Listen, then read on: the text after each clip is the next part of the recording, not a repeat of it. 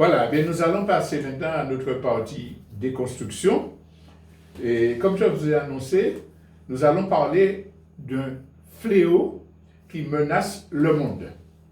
Et peut-être le plus grave, celui qui doit mobiliser nos réflexions et nos actions. Souvent, dans mes émissions, je reviens sur la liste des 5 grands fléaux qui menacent de jeter le monde et l'humanité dans l'apocalypse. Le premier étant le dérèglement climatique. Un dérèglement climatique qui nous jette dans une succession de catastrophes naturelles, incendies, sécheresse, inondations, mais que tout le monde annonce comme devenant de plus en plus violent. Je ne parle pas de l'érosion des côtes, etc. Ça, c'est le premier. On a vu que les politiques menées par les grandes puissances libérales poussent vers ce fléau-là, qu'elles n'ont pas l'intention de faire quoi que ce soit. Le deuxième, c'est la menace de guerre mondiale, avec l'aspect le risque de guerre, de bombes nucléaires, d'explosion de bombes nucléaires. On est conscient, tout le monde est conscient que les grandes puissances rivales s'arment, que les affrontements ont déjà commencé, et qu'on va de plus en plus vers les conditions de cette guerre mondiale. Et le troisième fléau, qui est partiellement lié à la question de la guerre mondiale, c'est le problème de la fascisation. Parce que dans l'aspect guerre mondiale, nous avons déjà expliqué qu'il y a la guerre interimpérialiste, mais qu'il y a également la guerre menée par toutes les multinationales, tous les pays occidentaux, contre l'ensemble des peuples. Et comme cette guerre-là, c'est la plus fondamentale et qu'ils risquent de perdre leur hégémonie, tous ces pays-là, sans exception, se fascisent. Notre exemple en France, ça peut des élections. C'est pour ça que je disais, ce n'est pas le Rassemblement national, c'est la fascisation du système occidental. Et vient l'illustrer, mais Trump qui risque de revenir, ce danger de fascisation qui est accolé au danger de guerre mondiale, c'est donc la troisième menace. La quatrième menace, c'est une crise économique majeure qui dérégule tout le commerce international, le fonctionnement des services publics.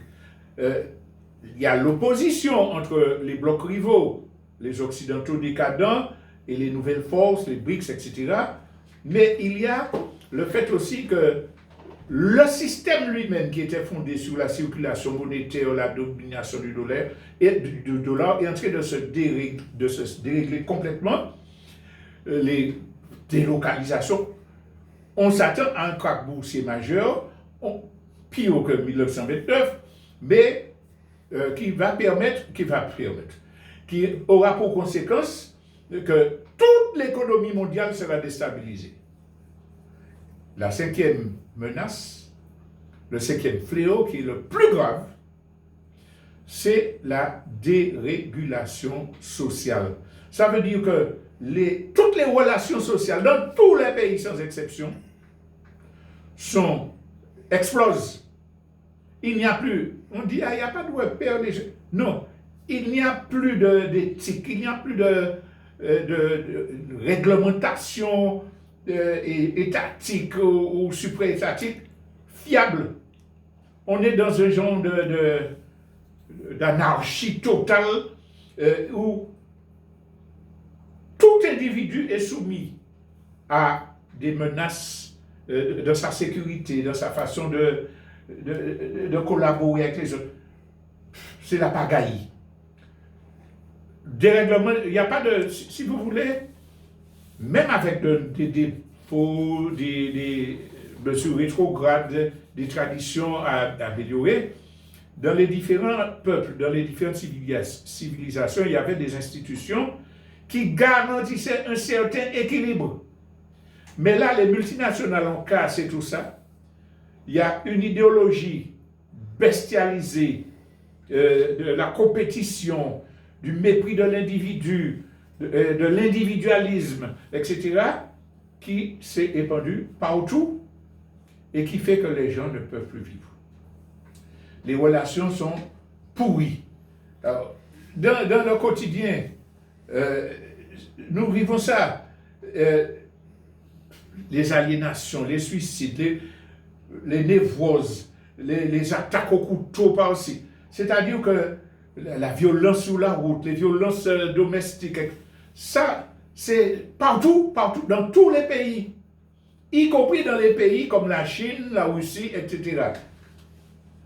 L'être humain, ou plutôt l'humanité, qui est un progrès qui s'est construit sur des millénaires linéaires, qui avait un certain équilibre, des relations de respect, pas toujours respectées.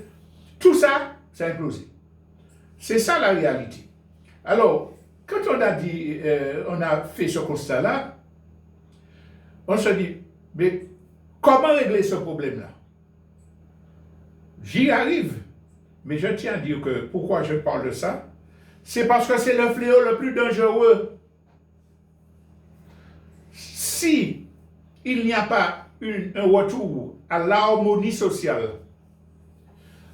au respect humain, à des réglementations qui assurent le mieux vivre, en tout cas la coexistence pacifique entre le maximum de gens, même s'il y aura toujours des dérives.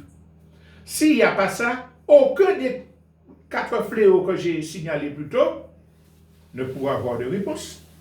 Parce que pour avoir une politique, des attitudes, des comportements qui nous permettent de lutter contre le changement climatique, d'améliorer l'économie, de lutter contre le fascisme, il faut que la société ait un socle de valeurs, un socle d'humanité. Ce n'est pas le cas.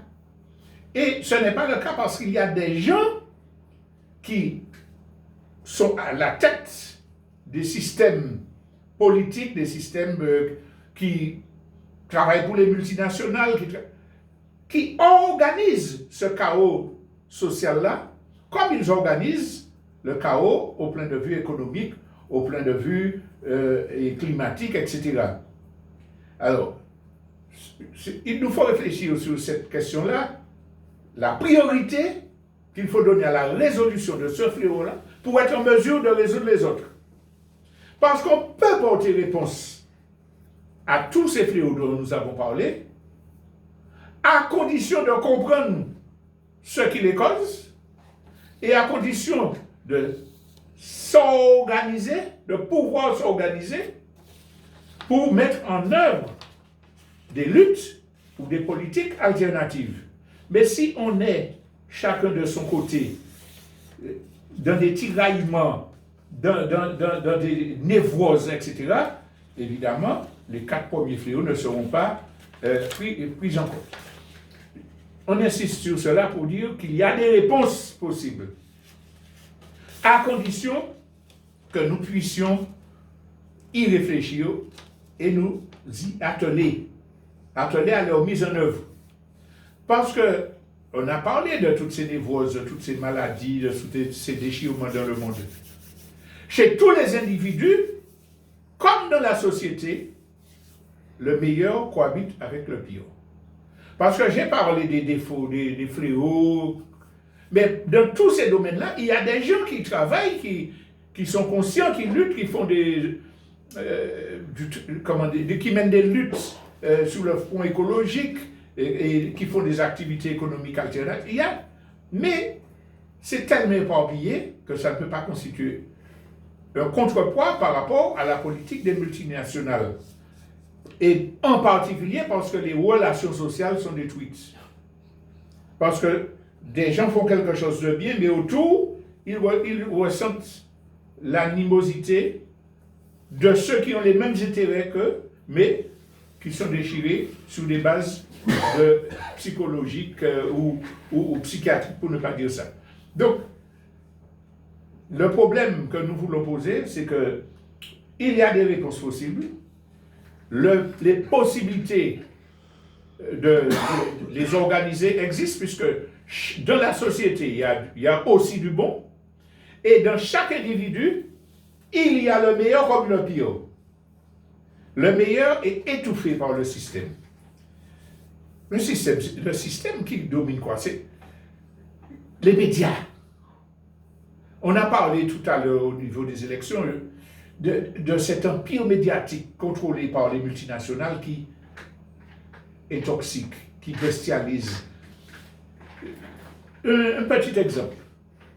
Le CNCP fait une vidéo de soutien à la Kanaki. Facebook dit non. Attention, on est en période électorale, etc. Il bloque. Mais allez sur tous les réseaux sociaux, là, vous avez toutes sortes de cochonneries, d'imbécilités, quand vous ouvrez votre page internet, des sollicitations bestiales. Non, il n'y a pas de lutte contre ce qui détruit l'humanité. Il y a une lutte contre ce qui permet de réfléchir, de développer des solidarités. Mais les médias, c'est plus que ça. C'est la propagande pour conditionner. Je reviens sur l'exemple des élections. Qu'est-ce qui s'est passé en France? Vous avez un Front populaire qui mène une lutte pour corriger les atrocités du système. Tous les médias se mettent au travail pour dire le Front populaire est antisémite. Mélenchon est antisémite. Mélenchon, c'est un dictateur en puissance. Ils vont tuer l'économie. Ils vont tuer l'économie. Tous ensemble. C'est pas réaliste. Donc, dimanche dernier, j'avais donné l'exemple du viol antisémite. Le viol. Hier, le gouvernement allemand prend une loi pour dire que vous ne pouvez pas obtenir la nationalité allemande si vous refusez de reconnaître le droit à l'existence du peuple d'Israël, qui est en train de massacrer les gens. Qu'est-ce que ça veut dire? Donc il y a une manipulation. Pourquoi est Mélenchon terroriste? Parce qu'il ne dit pas que le Hamas est terroriste, il ne condamne pas des crimes qui ont été, pour la plus grande partie, fabriqués par l'armée israélienne, qui ne les a pas condamnés, etc. Non, on est dans une diabolisation de tout ce qui peut mettre en cause le système. Tout à l'heure, je vous disais que nos Martiniquais viennent dire « je ne veux pas des deux extrêmes ». Donc, il y a cet appareil-là. Les films, combien de fois j'ai déjà pris cet exemple-là? Tous les jours, sans exception, sur la majorité des chaînes télévisées, le film raconte qu'on a tué quelqu'un. Les policiers viennent. Oui, c'est un objet contondant. À quelle heure est-il mort? Voilà. Et puis on cherche un criminel. Toutes les chaînes, tous les soirs. Donc on fait les gens avoir une vie anxiogène, une méfiance de l'autre. On augmente la violence. On ne parle pas de ce qui est beau, de ce qui est solidaire, de ce qui est bien. Au contraire, on l'interdit. Ça, c'est la première chose qui fait que le meilleur qui est de la société et chaque individu est étouffé par le système. Il y a également les sectes. Vous voyez le poids des évangélistes dans les pays anglo-saxons. Ce n'est pas une question de religion, je l'ai déjà assez expliqué. Il y a des religions qui prônent l'amour, l'entraide, etc., qui donnent foi, qui permettent de soutenir ces maladies, d'avoir confiance, etc. Bolsonaro. Oui, mais l'essentiel des grands appareils religieux et des sectes, scientologie, sont financés par les multinationales, leur donnent des moyens médiatiques pour endoctriner les gens. C'est les communistes qui sont méchants. C'est Lula qui est un diable. Il faut... Tiens, après, là, c'est plus... Il y a un État des États-Unis là qui oblige de mettre dans toutes les salles de classe les 10 commandements de la religion chrétienne.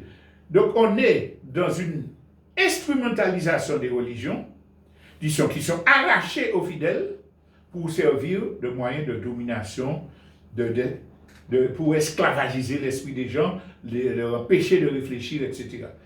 Et puis on a la mafia, les mafias, qui très souvent sont en connexion avec les multinationales et les gouvernements en place. Vous connaissez le nombre de scandales auxquels on a déjà assisté, Panama Papers, etc., drogue, prostitution, pédophilie, tout ça. Il y a une connexion entre eux.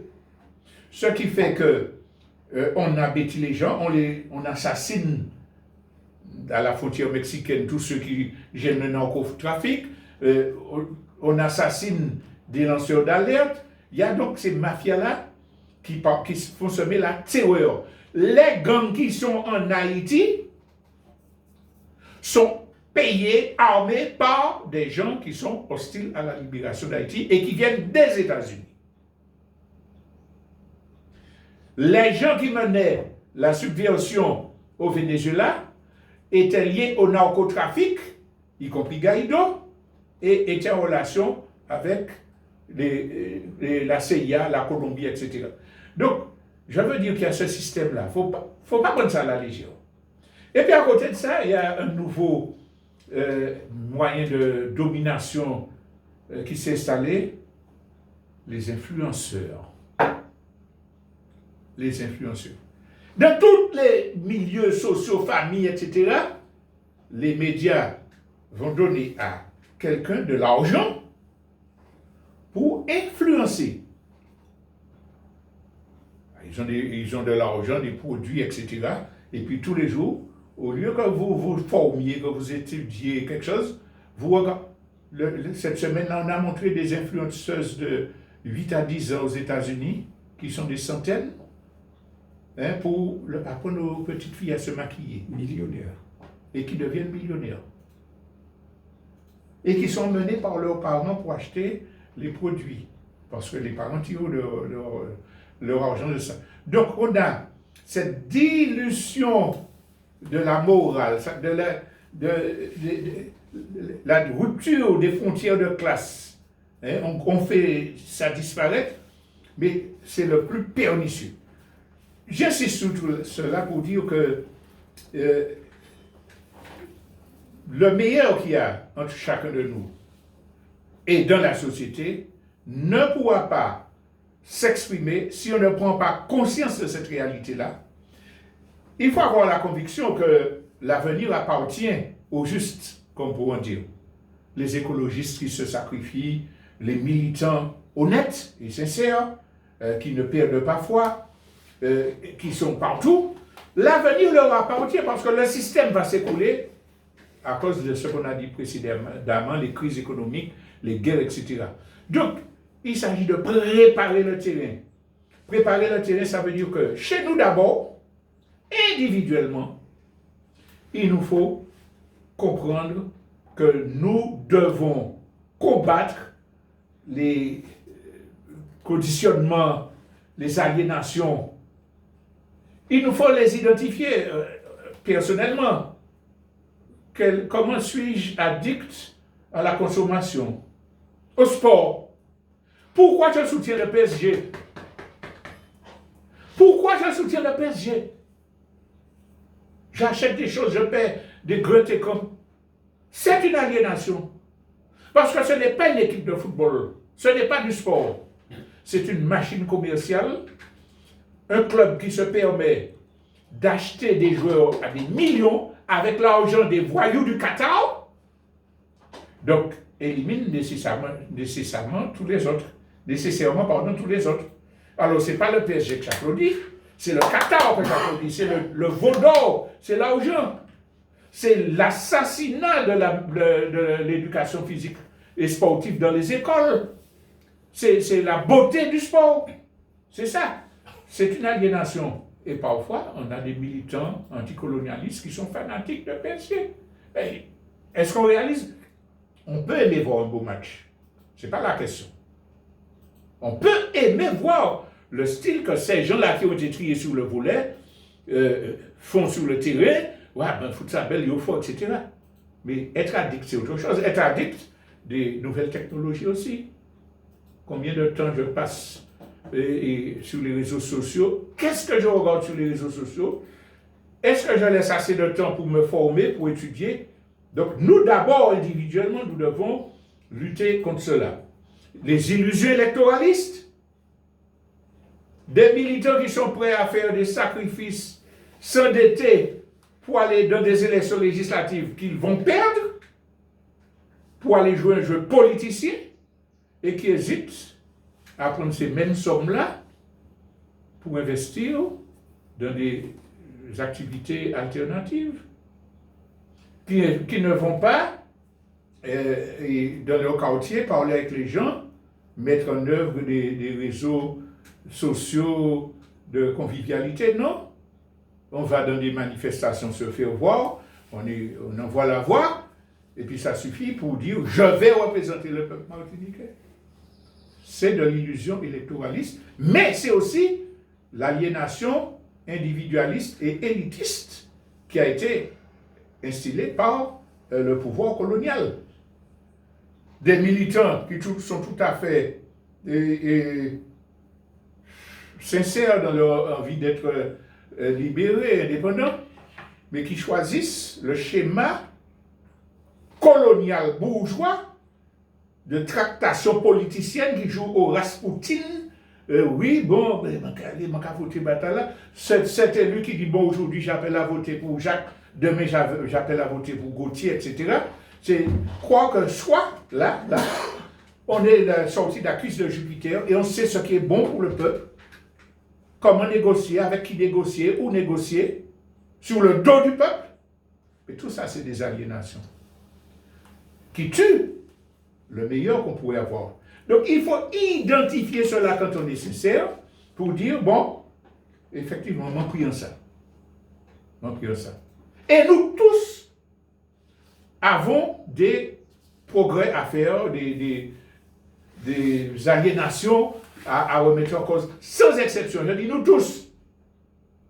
Mais c'est une question de choix. Est-ce que je m'attaque au principal fléau qui est celui de la destruction de l'humanité, parce que je sais qu'il le faut régler pour attaquer les autres, ou bien est-ce que je continue à, bon, ça fait quoi, tant que je vis, tant que je me retire, etc. Identifier les aliénations, et puis avoir un protocole pour dire, bon, monsieur, comment je vais m'amender moi personnellement? Mais comment je vais m'amender en sachant que je ne peux pas le faire tout seul, puisque c'est la pensée collective qui peut nous faire avancer, c'est la collaboration qui peut permettre que nous auto-corrigions, que nous nous auto-formions, et donc ça demande que j'ai des rapports respectueux avec les autres, sereins avec les autres, à commencer dans ma famille. Comment prétendre que je vais libérer la Martinique si dans mon foyer, je n'ai pas de relation sereine et respectueuse? Dans mon quartier, je n'ai pas de relation sereine, respectueuse et étendue, etc., etc. Donc c'est un combat important, mais c'est le premier à mener pour pouvoir aller vers des solutions consensuelles, des solutions collectives, collégiales, et être en mesure de rassembler nos forces pour attaquer le système et l'aider à tomber. Donc, je disais, quand même, je veux préciser que je dis que en chacun de nous, et dans la société, il y a le meilleur et le pire. Il y a le meilleur que nous pouvons amender si nous voulons changer la société, et puis il y a le meilleur que jamais ne vont vouloir améliorer, les psychopathes qui sont au pouvoir, qui se foutent totalement de la misère humaine pour faire des profits, pour être élus. Macron, beaucoup de gens commencent à le dire, pour aller si loin dans le sabotage et au service des multinationales, on ne peut pas compter sur lui pour améliorer, pour chercher à faire le meilleur. Non, il faut qu'on identifie nos ennemis. nos ennemis étant tous ceux qui défendent, qui organisent et défendent le système. Là, on n'a pas de collusion à faire avec eux. Là, il faut être extrémiste. J'étais haut, nous parlons haut. Par contre, avec tous ceux qui vraiment ne peuvent pas supporter la misère qui est autour de soi, là, les gens qui sont malades, nos jeunes qui se tuent entre eux parce qu'ils sont toxicomanes, etc. Tout cela doivent comprendre qu'il n'y a pas quatre chemins. Hein. C'est soit on fait le choix de l'humanité, soit on fait le choix de l'idéologie bourgeoise avec son individualisme, son élitisme, sa prétention, son arrogance, qui ne permet pas qu'on puisse se remettre en cause et puis dire, maman, on seul doit pas qu'attraper plus. Voilà ce que je voulais dire. Je veux quand même faire une petite conclusion. Ce n'est pas en tant qu'indépendantiste uniquement que nous posons ce problème-là. C'est en tant qu'humain. Et c'est dans ce sens que Césaire, mais surtout Fanon, expliquait que nous colonisés, c'est nous qui avons pour tâche, pour mission, de sauver l'espèce humaine. Les aliénés, les suprémacistes et conditionnés des pays occidentaux, c'est nous qui pouvons leur ramener l'humanité. Donc méfions-nous de tout ce qui peut être xénophobie à retour, etc.